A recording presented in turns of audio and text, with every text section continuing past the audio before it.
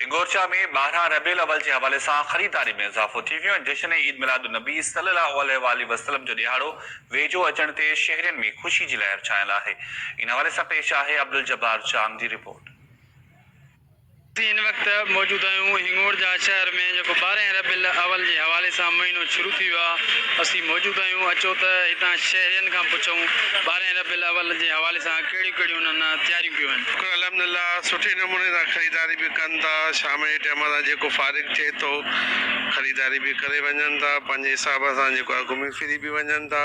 ऐं असांजो स्टॉल अल्हम्दुलिल्लाह बाईपास ते लॻियल आहे, सुठो थो हले, सुठी ख़रीदारी थी थिए ऐं सुठी शयूं रखियूं आहिनि, हुनजे करे सुठा माण्हू बि ख़रीदी करे वञनि। जीअं त असां मुस्लमाननि जे लाइ हिकिड़ो वॾो ख़ुशी जो महीनो आहे, वॾो ख़ुशी जो ॾींहुं आहे। असां आशिक़ रसूल जमायत अहले सुन्नत वारा बल्कि हर मज़हब वारा हिन महीने खे 12 ई महीना मिलाद करे मल्हाईंदा आहिनि। पर हे हिकिड़ो 12 रबीउल अव्वल हिकिड़ो ख़ासि ॾींहुं आहे जिते मदीने वारे साईं जी आमद थी।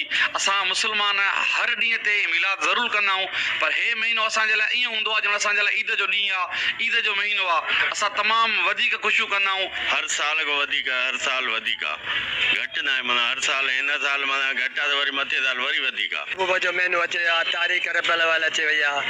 असां घणे खां घणी जेके तारीख़ मल्हाइण ख़ुशी कयूं था। ईद खां वधीक ख़ुशी कयूं था।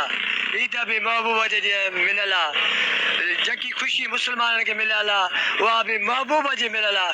पर इहो ख़ुदि महबूब जो मदनी सरकार जो ॾियारी आहे, उन ते असां भरपूर जेको आहे त तावन कंदासीं ऐं ॾींहुं मल्हाईंदासीं। निंढड़ा हुजूं पर हक़ ऐं बचड़नि सूदो मल्हाईंदासीं। असांजी तमामु ख़ुशियुनि जो महीनो आहे। 12 रबीउल अव्वल बिल्कुलु बरकत तारियुनि सां मल्हाईंदा आहियूं। गिटियूं घर ऐं मस्जिदूं सिंगारींदा आहियूं। हर जशन में ख़ुशियुनि में वेंदा आहियूं ऐं असांजी ईद खां वधीक ईद जो ॾींहुं आहे ऐं असांखे ईद खां वधीक मज़ो आहे। असां मुस्लमाननि जी ईद जो भलारो महीनो ई महीनो आहे। हितां जे शहरनि जूं तव्हां ॻाल्हियूं ॿुधो। हिननि जो चवणो आहे त 12 रबीउल अव्वल जीअं ई महीनो शुरू थियो आहे असीं भरपूर नमूने तयारी कई आहे ऐं भरपूर नमूने 12 रबीउल अव्वल जे हवाले सां रैली कढंदासीं। जश्न आमद रसूल जो महीनो शुरू थी वियो आहे।